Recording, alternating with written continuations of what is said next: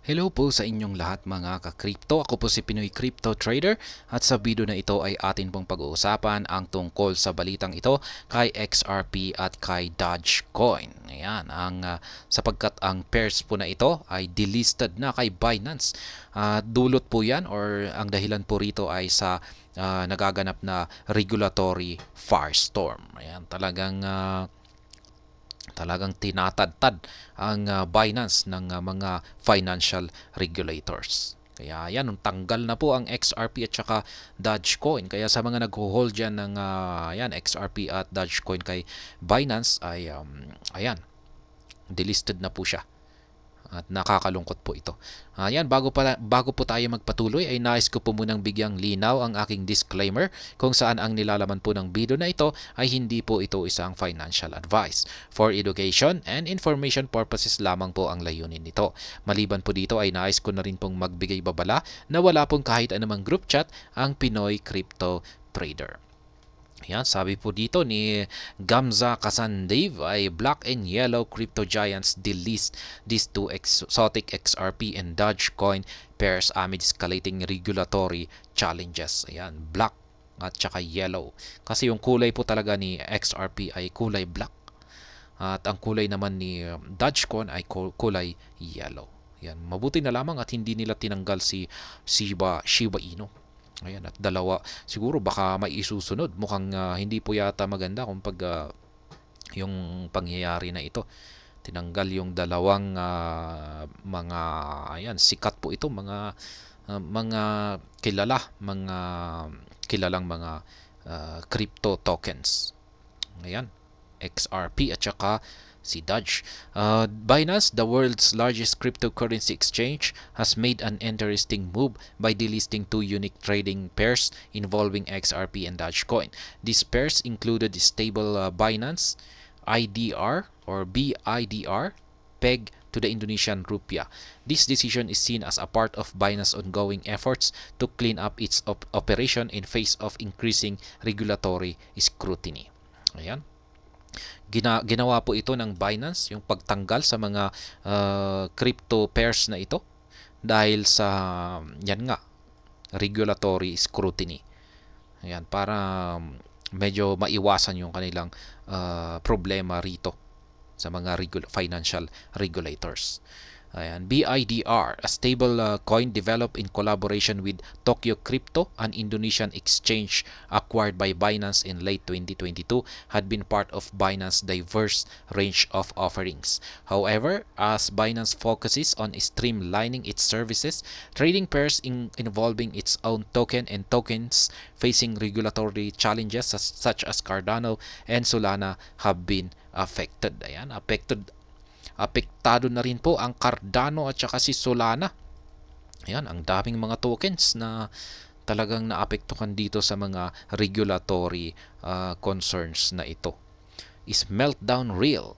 As we said, right now, Binance is grappling with heightened regulatory attention. Ayan, particularly from the US Department of Justice and Securities and Exchange Commission. Ayan, talagang yung paghahabol dito, paghahabol ng mga regulatory issues dito kay Binance ay mas lalong tumitindi. Kasi nung umpisa ay meron po lamang po si Securities and Exchange Commission. Yan, si US SEC. At ngayon ay nadagdag pa si US Department of Justice. Yeah, throughout the year, Binance has been the subject of numerous investigations, casting uncertainty over its operation. Ayan. Sa buong taon na ito ay punong-puno raw po ng mga balita. Yan, or si Binance dahil sa kinakaharap nitong mga investigations. Ayan, may investigations na may kinalaman sa financial regulations. Marami daw po kasing binayolate ang Binance, kaya yan, hinahabol siya. At alam naman po natin na si Binance ay ang pinakamalaking crypto exchange sa buong mundo. Kaya alam nila na malaki ang makukuha nila kay Binance. Kaya kumbaga siya ay kanilang pinatawan ng mga iba't ibang mga violations dyan, ay alam nila na si Binance ay may kakayang bayaran yung mga ganyang kalaki na mga penalty. Ayan, at yan malaki yung kanilang makukuha kay Binance. Kaya yan talagang hinahabol nila si Binance. Sa tingin ko ay kung pag nagyari ito ay baka ito pa ang siyang magdudulot para magtuluyang mag-collapse si Binance. Yan, in a recent report by the Wall Street Journal, WSJ, it was revealed that Changpeng Zhao or ZZ, the head of Binance, might potentially face legal action by the DOJ. Ayan, nakontent na po natin ito na si Changpeng Zhao, siya po ang founder ng Binance, ay maaari po siyang makaharap ng criminal charges sa DOJ. Ayan, sa US DOJ po ito, justice system ng bansang US. Despite these challenges, ZZ has remained resolute, sarcastically pointing out that the WSJ had previously dubbed Sam Bankman-Fried, the head of the now-defunct FTX exchange, a crypto savior.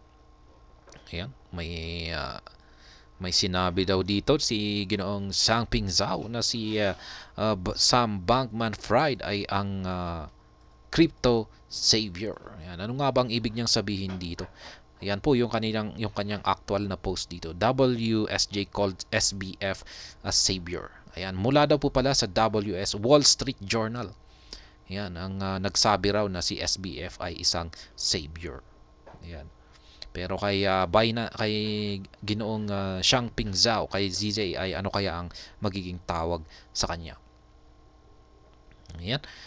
As Binance wades through this regulatory firestorm, it remains to be seen how these changes will affect traders and the crypto market in general. Ayan. Sa tingin ko, sa aking sariling opinion, ay talagang malaki po talaga ang magiging impact ng yan kung yung nangyayari ngayon kay Binance. Yan, dahil sa ngayon na dito sa mga regulatory issues niya na kinakaharap ngayon, kung sakaling may hindi maganda na nangyari kay Binance, ay talagang magkakaroon ito ng malaking dagok or hindi magandang epekto sa buong crypto market. Yan, maapektuhan ang mga traders, mga investors. Yan po talaga ang mangyayari dito. Napakalaking negative impact po ang mangyayari dito. At ayan, hanggang dito na lamang po tayo sa video na ito. Sana po ay inyong nagustuhan ang aking paliwanag dito. Kung inyo po itong nagustuhan, ay pakiclick lamang po ang like button nito. Para naman po sa mga bago lamang dito, kayo po ay aking inaanyayahan para mag-subscribe. Pakiclick na rin po ang bell icon nito dahil ito po ang siyang magsisilbing notification nito sa mga bago kong videos na akin pong ina-upload sa aking YouTube channel na ito. Marami pong salamat sa panonood. Ingat po tayo lagi at God bless po sa ating lahat.